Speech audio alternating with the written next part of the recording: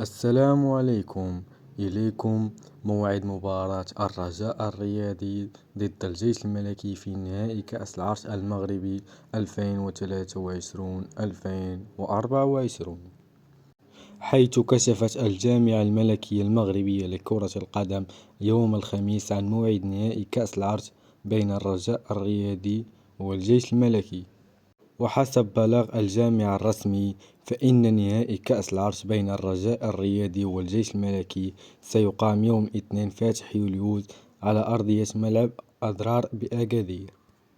ويرتقب أن يتم تحديد توقيت مباراة الرجاء الرياضي والجيش الملكي في بلاغ مقبل للجامعة الملكية المغربية لكرة القدم، وبتنسيق مع السلطات الأمنية لمدينة أكادير.